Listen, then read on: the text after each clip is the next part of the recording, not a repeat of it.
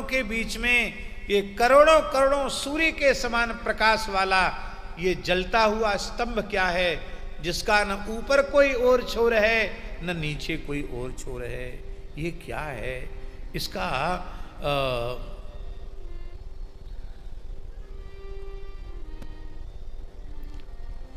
समाधान करना चाहिए। तो श्री ब्रह्मा जी महाराज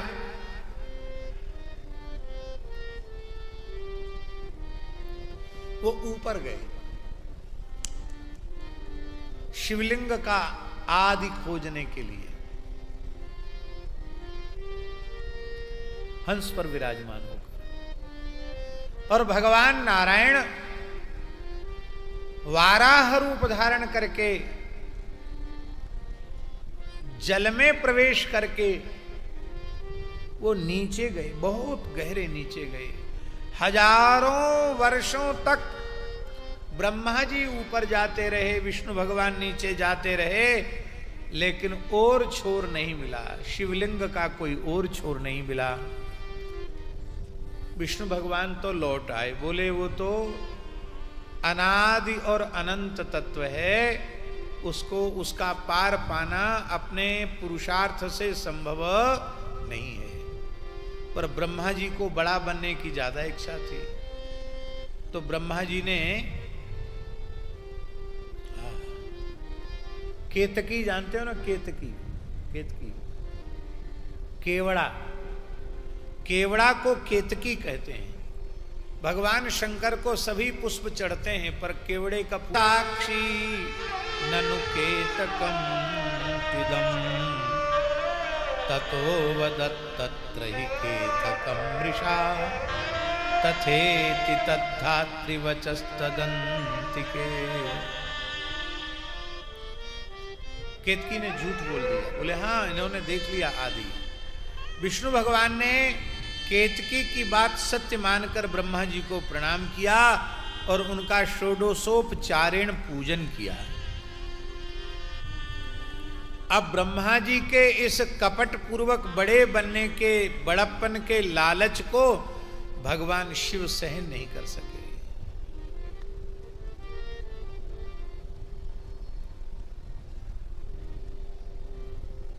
छोटा व्यक्ति से, छोटे व्यक्ति से अपराध बन जाए तो उसको क्षमा कर देना चाहिए, क्योंकि उस व्यक्ति में सुधार की संभावना है। और बड़े व्यक्ति से अपराध बन जाए तो उसे अवश्य ही दंड मिलना चाहिए, उसे क्षमा बिल्कुल नहीं करना चाहिए। क्यों? क्योंकि यदि उसे क्षमा कर दिया जाएगा तो फिर तमाम लोग मर्यादा का अतिक्रमण करने लग जाएंगे।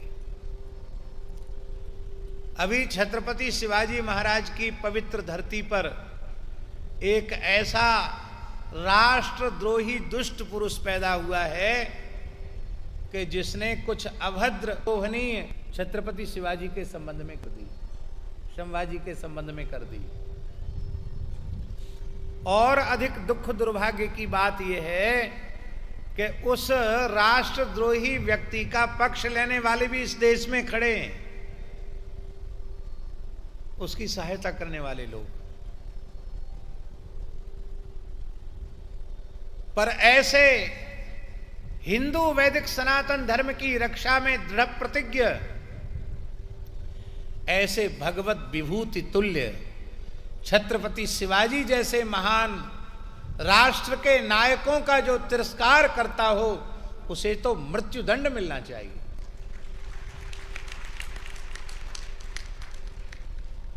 कि हमारे यहाँ कानून की गड़बड़ी है कि राम जी के बारे में कुछ भी बोल दो, देवी देवताओं के बारे में कुछ भी बोल दो, भारत माता के बारे में बोल दो, किसी महापुरुष के बारे में बोल दो, कुछ नहीं होता।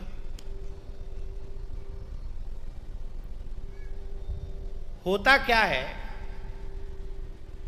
दंड विधान, न्याय विधान केवल छोटों पर लागू होता है, बड़ों पर नहीं।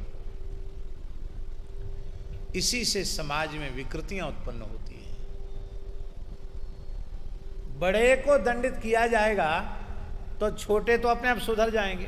उनको लगेगा इतने बड़े होकर भी नहीं बच पाए तो हम क्या बचेंगे। इसी को गोस्वामी जी ने मानस में कहा। भगवान शिव का वचन, जो खल दंड करऊं नहीं तोरा, जो खल दंड करऊं नहीं तोरा, भ्रष्ट होए श्रुति मार्ग मोरा, भ्रष्ट होए श्रुति मार्ग मोरा, भ्रष्ट होए श्रुति मार्ग मोरा,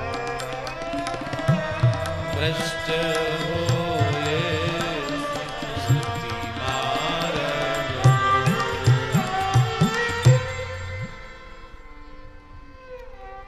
भगवान ने कहा इसको दंड अवश्य देंगे।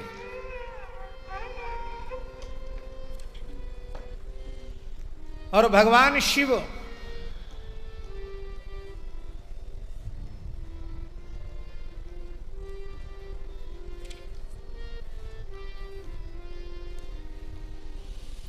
बोलो भक्तवत्सल भगवान की जय। जय जय श्री सीताराम।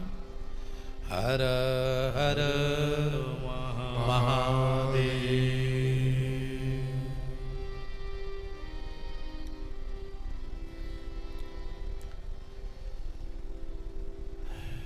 भगवान शिव क्रुद्ध हो गए। भगवान शिव क्रुद्ध हो गए और विधिम प्रहर्तुम षठमग्निलिंगतः सईश्वरस्तत्र बभूव साकृति समुत्थित प्राणि विलो स्वामी लोकनाथ पुनः प्रकंप पाणि परिगृहित पदम। उस प्रज्वलित अग्निस्तंभ से भगवान शिव सगुण रूप में प्रकट हो गए। बोलो शंकर भगवान की जय। प्रकट होकर के भगवान शंकर ने दर्शन दिया। विष्णु भगवान ने उनके चरण पकड़ लिए।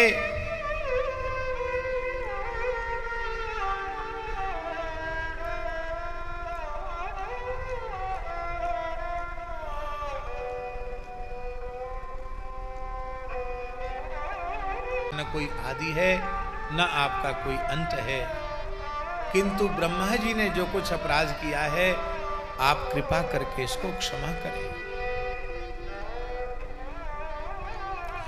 भगवान शिव ने कहा, ईश्वर ने कहा, ईश्वर उवाच का है, तुमने असत्य का आश्रय नहीं लिया, इसलिए सारी धरती पर हमारी तुम्हारी एक जैसी महिमा होगी।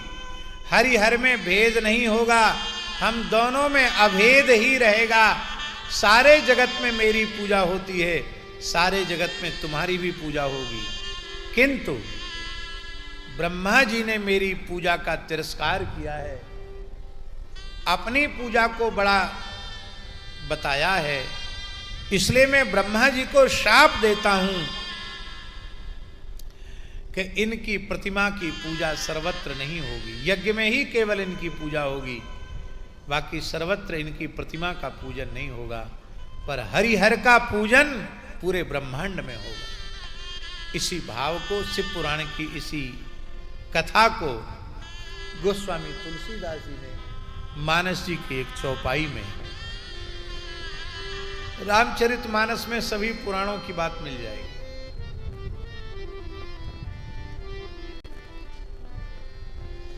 शिव पूजा, शिव पूजा मेटी चतुरानन, शिव पूजा मेटी चतुरानन, जगत पूज्य नहीं तिहि के। शिव पूजा को मेटने के कारण ये जगत पूज्य नहीं हो पाए। इससे हम लोगों को एक शिक्षा लेनी है। आप दूसरे की प्रतिष्ठा को, गरिमा को, महिमा को मिटाकर अपने को स्थापित करना चाहोगे तो उसका तो कुछ बिगड़ेगा नहीं, तुम जरूर मिट जाओगे, तुम मिट जाओगे। इसलिए सदा सबको सम्मान देना, किसी के सम्मान को कम करके स्वयं सम्मानित होने की इच्छा न रखना। भगवान शंकर ने कहा कि केतकी तुम मुझे अत्यंत प्रिय थे, लेकिन तुमने झूठी गवाही दी है, इसलिए आज से मैं तुम्हारा त्याग करता हूं। केतकी पुष्प फूट फूट कर रोने लग गया, प्रभु गलती हो गई, मैं आखिर तो मैं जीव हूं, मेरे अपराध को क्षमा करो। आप त्याग देंगे तो कोई भी मुझे स्वीकार नहीं करेगा। भगवान ने कहा कोई बात नहीं, ये नारायण हमारा ही स्वरूप है, हमसे अलग नहीं है, मैं तुम्हें नारायण रूप में स्वीकार कर सकता हूं, रामकृष्ण के रूप में स्वीकार कर सकता हूं, शिव रूप में नहीं। बोले महाराज हम आपके आसपास भी नहीं फटक पाएंगे क्या? बोले नहीं, हमारे लिए कोई फूल का बंगला बनाएगा, मंडप बनाएगा, उसमें कहीं कोई केतकी लगा देगा तो हम नाराज नहीं होंगे, लेकिन हमारे ऊपर कोई केतकी अर्पित करेगा तो मैं रुष्ट हो जाऊंगा। ब्रह्मा जी को दंड देने के लिए भगवान शिव ने संकल्प किया और भगवान शिव के भौहों के मध्य से भैरव जी महाराज प्रकट हो गए। बोलो भैरव जी महाराज की जय। ये भैरव जी कौन है? भैरव जी कोई दूसरे नहीं है, ये साक्षात रुद्र ही है, साक्षात शिव ही है। विनय पत्रिका में गोस्वामी श्री तुलसीदास जी महाराज ने जहां अनेक देवताओं का स्मरण किया है, वहां बड़े भावपूर्वक श्री भैरव जी का भी स्मरण किया।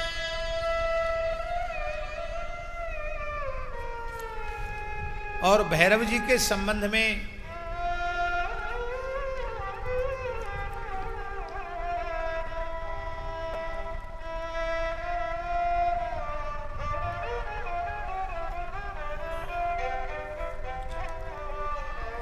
प्रणाम करते हुए कहा है कि आप साक्षात शिवरूप हैं। और इतना ही नहीं महाराज जी, तुलसीदास जी कहते हैं आप शिवरूप ही नहीं हैं, और जब शिवजी और राम जी में भेद नहीं है तो आप राम रूप भी हैं। आप शिवरूप हैं और शिवजी राम जी में भेद नहीं है तो आप राम रूप ही हैं। तो राम रूप, राम जी का स्वरूप मानकर भैरव जी को श्री गोस्वामी तुलसीदास जी ने विनय पत्रिका में भैरव जी का वंदन किया है। भैरव जी प्रकट भय हैं तो हम गोस्वामी जी की वाणी में भैरव जी का स्मरण करते हैं बिना बजाए। देव भीषणाकार भैरव भयंकर भूत प्रेत प्रमथाधिपति विपति हरता मोह मूषक मार्जार संसार भय हरण तारण तरण अभय करता अतुल बल विपुल विस्तार विग्रह गौर अमल अति धवल धरणी धरावं शिरसि संकुलित कलजूट पिंगल जटा पटल शतकोटि विद्युच्छटावं भ्राज विबुधापगा आप पावन परम मौलि मालेव शोभा विचित्रम ललित लल्लाट पर राज रजनी शकल,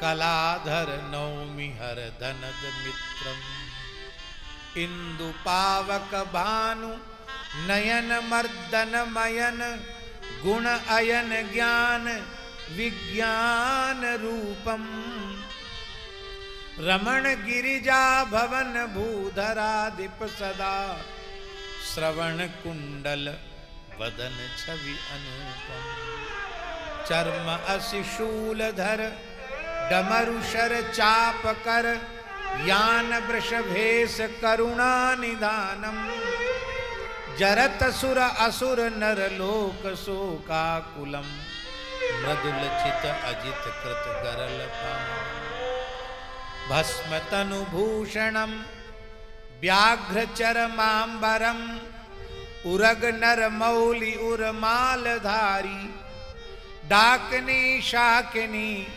खेचरम भूचरम, यंत्र मंत्र भंजन प्रबल कल्मशारी, काल अति काल कलि काल व्यालादि खग, त्रिपुर मर्दन भीम कर्म भारी, सकल लोकांत कल्पांत शूलाग्रकृत, दिग्गजा व्यक्त गुण नृत्यकारी,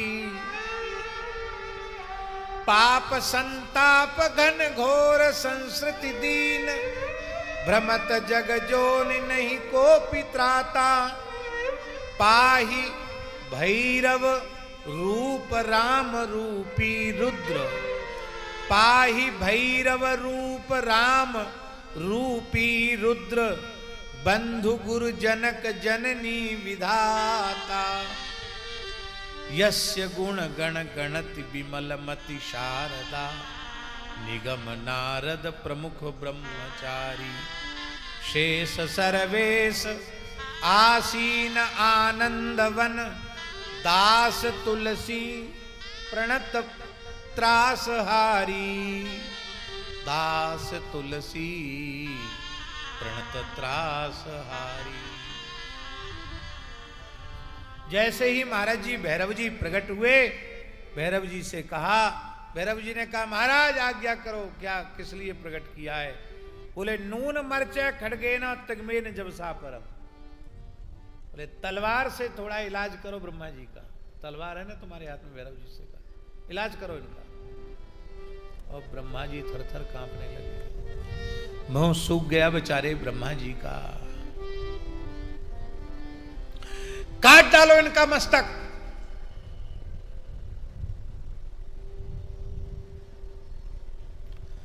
उस समय ब्रह्मा जी पपात वही भैरव पाद पंकजे, ब्रह्मा जी भैरव जी के चरणों में पड़ गए, बोले महाराज माफ करो, आप कृपालु हैं, यथा शिशु स्वम पितरम कलाक्षरम, छोटा बच्चा कोई अपराध कर देता तो माता पिता उसको क्षमा करते हैं।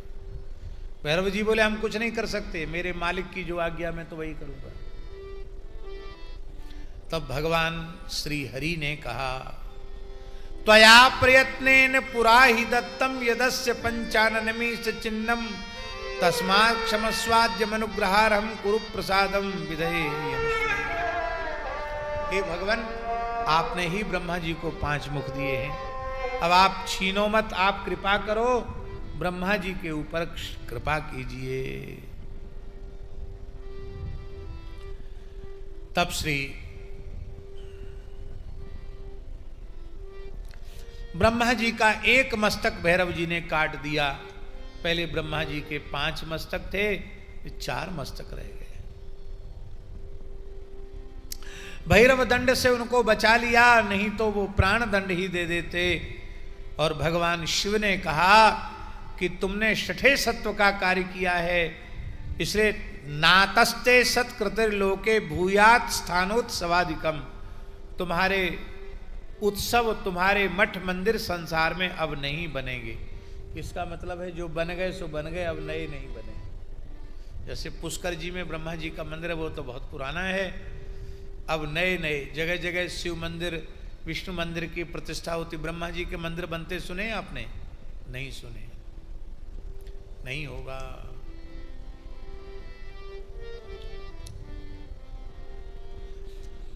पर दया भी आज शंकर जी को आ गई और उन्होंने कहा कि देखो, अग्निहोत्र, वैतानिक आदि जो ग्रह यज्ञ हैं उनमें ब्रह्मा ही श्रेष्ठ होता है, इसलिए यज्ञ में ब्रह्मा को स्थापित करके ही कर्म का आरंभ किया जाता है, यज्ञ कर्म का आरंभ किया जाता है।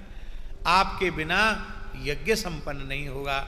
यज्ञ में ब्रह्म जज्ञानम प्रथमम पुरस्ताद विसीमतः सुरुचो वेन आवह, इस मंत्र से ब्रह्मा जी का पूजन होता है, ब्रह्मा जी की स्थापना होती है। केतकी से कहा कि तुम तो दूर ही रहो, तुम झूठी गवाही देने वाले हो। बहुत रोने लगा केतकी, तो बोले कोई बात नहीं, अन्य देवताओं को प्रिय होगे, मुझे नहीं। बोला महाराज दूर की भी सेवा हमको दे दो। बोले हाँ, कोई मंडप हमारा बनावे फूल का, उसमें कहीं केतकी लगा दे तो मैं नाराज नहीं होगा, लेकिन मेरा स्पर्श तो तुम नहीं अब कर सकते हो। किसी भी परिस्थिति में झूठी गवाही नहीं देनी चाहिए, ये बात समझना चाहिए। इस प्रकार से भगवान शिव ने प्रकट होकर के सब पर कृपा की है, और जिस तिथि को भगवान ज्योतिर्लिंग के रूप में प्रकट हुए थे वो तिथि फाल्गुन कृष्ण पक्ष की चतुर्दशी शिवरात्रि की तिथि थी, इसलिए उसी दिन शिवरात्रि मानी जाती है। इस शिवरात्रि के प्राकट्य की भी कथा है। दिन में ततः पुण्यम भविष्यति महत्तरम शिवरात्रि विख्याता तिथिरेशा मम प्रिया। और ये प्रधान शिवरात्रि तो वर्ष में एक होती है, बाकी प्रत्येक महीने में शिवरात्रि होती है। प्रत्येक महीने के कृष्ण पक्ष की जो चतुर्दशी तिथि है वो महाशिवरात्रि ही मानी जाती है, और उस तिथि पर 4 प्रहर तक भगवान का पूजन करना चाहिए। बोलो भक्तवत्सल भगवान की जय।